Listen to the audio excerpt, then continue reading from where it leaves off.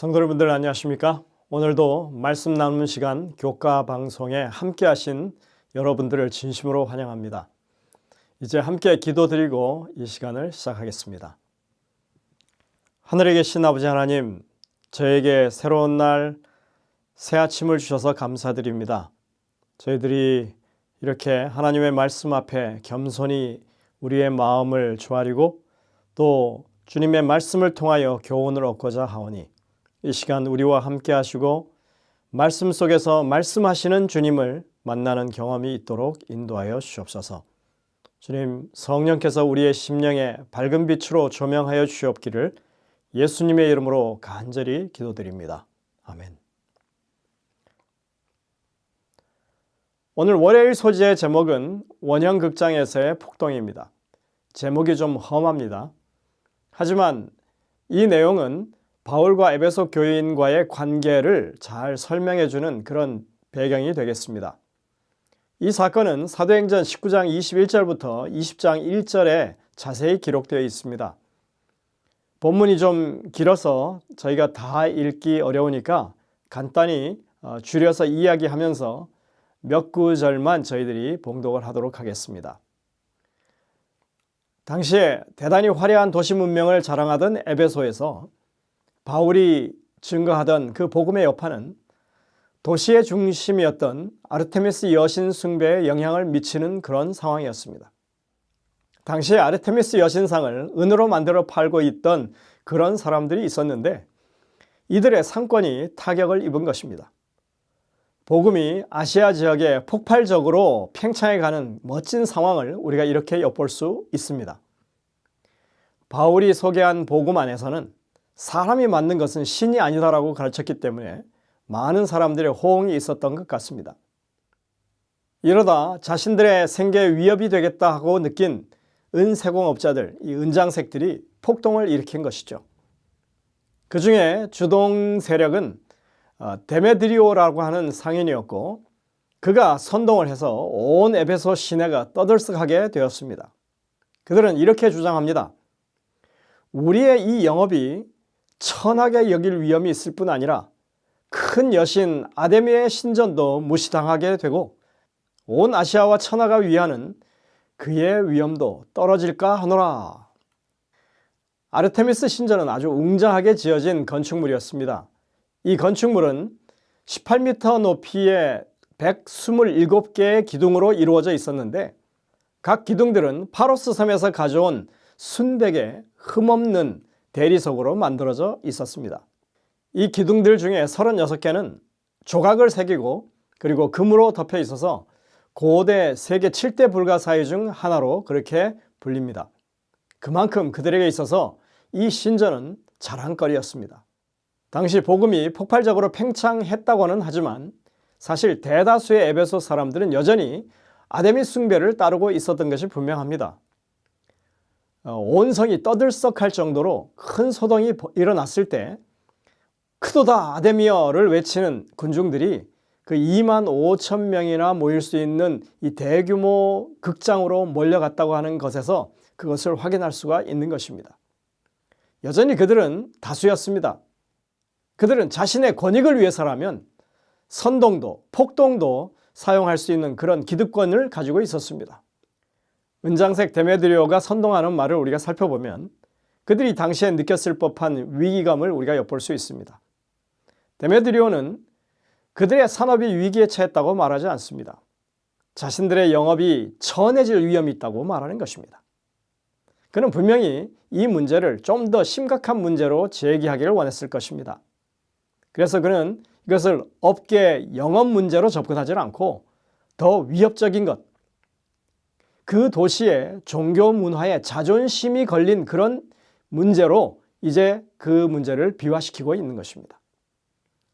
자신들이 하는 일이 천해지고 나아가서 아데미 신전이 모독을 당하게 될 것이라고 말합니다.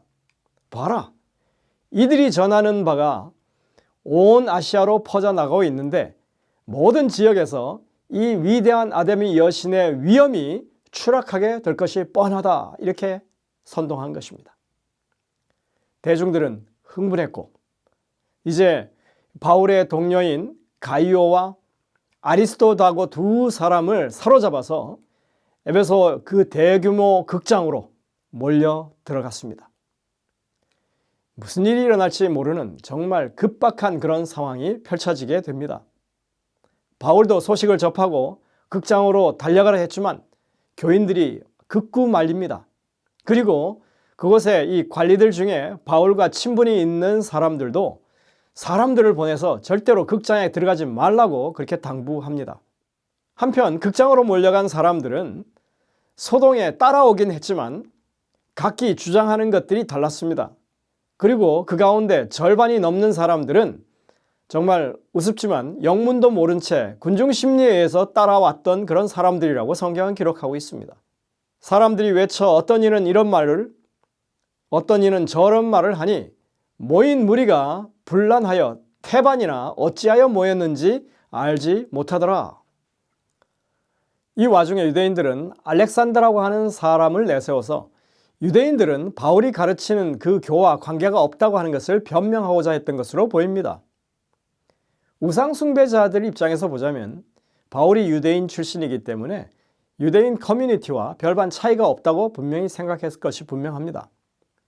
그래서 지금 유대인들은 지금 이 위험한 상황이 유대인들에게로 번지는 것을 막으려고 했던 것입니다. 하지만 그런 유대인들의 조치는 오히려 그가 유대인 출신이라고 하는 것이 드러나면서 더 역효과가 생깁니다. 에베소인들은 이런 상황에서 더욱더 흥분해서 위대하다 아데미여 하면서 2시간이나 그 구호를 연호했다고 성경은 기록하고 있습니다. 그 분위기가 어땠을까 여러분들 상상해 보시기 바랍니다. 2만 명이 넘는 사람들이 연호한다고 하는 것은 당장 어떤 일이 생겨도 전혀 이상할 것이 없는 그런 상황인 것입니다. 정말 위험스러운 상황이었습니다. 이때 에베소시의 서기장이라는 사람이 등장합니다. 그리고 이 난동을 바로 잡습니다. 그의 말은 설득력이 있었고 곧 소요가 가라앉게 됩니다. 이 당시 서기장이라고 하는 직분은 시에서 선출된 최고 행정관리를 가리킵니다. 그의 말은 에베소 도시가 아르테미스와 제우스 신에 의해서 신전지기로 발탁되었다고 하는 사실을 우리가 모르는 사람이 아무도 없지 않느냐? 그 일에 아무런 변화도 없는 상황 가운데 왜 이렇게 소란을 피우는가 하는 것입니다. 경솔하게 행동하지 말라고. 바울과 그의 사람들이 신전의 물건을 훔친 것도 아니고 우리 여신을 비방한 것도 아닌데 왜 사람들을 강제로 이렇게 구류해서 소란을 피우고 있는가 하는 것입니다. 만약 어떤 문제가 있다고 한다면 은장색의 이름으로 고발을 하면 재판날을 잡을 수 있으니 그렇게 하라. 그리고 총독들이 있으니 재판하게 하면 된다. 내가 볼 때 이 일에 대해서 피차 고소할 만하다. 그런 일이 아니라면 시의회를 통해서 해결하라 이렇게 말합니다. 내가 볼 때 오늘 이 모임은 불법 집회이기 때문에 상부에 보고할 만한 근거를 찾을 수가 없다 이렇게 그가 말하죠. 우리는 우상 숭배자들 가운데서도 이런 상식과 공정을 가진 사람들이 있다는 사실을 늘 기억해야 합니다. 만약 당시 그리스도인들이 추워라도 비상식적인 행동을 그렇게 해서 사람들 눈밖에 나는 일이 있었더라면 공적인 일을 처리하는 사람들이 이렇게 공정한 조치를 취해줄 수 있었을까요? 이 서기장은 그의 업무상 지난번에 있었던 마술사들의 이 사건을 잘 알고 있었을 것입니다. 그리고 그와 관련되어 벌어진 그 소요 사태에 대해서도 충분히 공정한 시각으로 바라보았을 것입니다. 이렇듯 하나님이 사용하시는 사람들은 어디에나 있습니다. 비록 하나님에 대해 알지 못하는 사람이라 할지라도 하나님은 양심의 공정한 사람을 찾고 계십니다. 서기장이 군중을 해산시킨 이후에 바울은 신자들을 만나고 결국은 그 도시를 떠나기로 결정합니다. 하지만 잠시 한 발짝 뒤로 물러나는 것이 결코 선교 사업의 실패를 의미하는 것은 아닙니다. 와이스는 이것에 대해서 분명하게 이렇게 설명해 줍니다. 이 결정은 바울을 백성들 앞에 불법적인 행위에 대해서 무죄한 자로 인정했다. 이것은 오류와 미신에 대한 그리스도교의 또 하나의 승리였다. 하나님께서는 위대한 한 관원을 일으켜서 당신의 사도를 옹호하게 하시고 소동하는 폭도들을 제지하게 하셨다. 바울의 마음은 그의 생명이 보존되었고 에베소서의 소동으로 그리스도교의 평판이 떨어지지 않은 데 대하여 하나님께 대한 감사로 충만하였다. 사도행적 295쪽입니다. 바울은 이 사건을 통해서 바울 자신의 무고함이 입증된 것, 그리고 큰 소동에도 불구하고 교회의 평판이 나빠지지 않은 것에 대해서 감사하면서 에베소를 떠났다고 말하고 있습니다. 교회는 언제나 사회에 노출되어 있습니다. 주변의 시민들이 교회를 주시하고 있습니다. 때론 에베소에서처럼 이유 없는 비난과 모함을 받을 수 있습니다. 그렇다 하더라도 교회가 걸어온 모습이 어떠하느냐에 따라서 위기를 모면할 수 있게 된다고 하는 것입니다. 우리는 그들에게 잘 보이기 위해서가 아니라 그리스도인 삶 자체가 이 타인의 모범이 되어야 한다고 하는 것을 꼭 기억해야만 할 것입니다. 바울은 그렇게 에베소를 떠나고 아마도 몇 개월 후쯤에 이제 세 번째 선교 여행을 끝내면서 예루살렘으로 돌아가는 길에 바울은 에베소 교회의 장로들을 만나고 싶어 했습니다. 그래서 우리가 사도행전 20장에 보면 이 밀레도라고 하는 곳에 그 장로들을 초청해서 함께 시간을 보내는 모습을 볼 수 있습니다. 우리는 바울이 에베소 장로들을 밀레도에 불러서 했던 그 이야기가 적힌 사도행전 20장을 통해서 그가 왜 그렇게 했는지 그 이유를 알 수 있습니다. 그는 예루살렘에 가면 자신이 붙잡히게 되고 다시는 그들을 보지 못하게 될 것을 알고 있었습니다. 그래서 그들과 마지막 작별 인사를 나누고 그들에게 당부를 하기 원했던 것입니다. 내가 달려갈 길과 주 예수께 받은 사명 곧 하나님의 은혜의 복음을 증언하는 일을 마치려 하면은 나의 생명조차 조금도 귀한 것으로 여기지 아니하노라. 보라, 내가 여러분 중에 왕래하며 하나님의 나라를 전파하였으나 이제는 여러분이 다 내 얼굴을 다시 보지 못할 줄을 아노라. 그리고 그는 계속해서 마음에서 우러나오는 당부를 합니다. 지금 내가 여러분을 주와 및 그 은혜의 말씀에 부탁하노니 그 말씀이 여러분을 능히 든든히 세우사 거룩하게 하심을 입은 모든 자 가운데 기업이 있게 하시리라. 정말이지 구구절절 마치 자식에게 유언을 하듯이 바울은 장로들에게 그렇게 사랑의 권면을 하고 있습니다. 바울이 얼마나 그 교회를 사랑했는지 그리고 얼마나 애정을 가지고 선교활동을 하고 양육했는지 알 수 있습니다. 우리가 어제와 오늘 이 에베소 교회와 바울의 지나간 관계를 간단히 정리해보면 이렇게 말할 수 있습니다.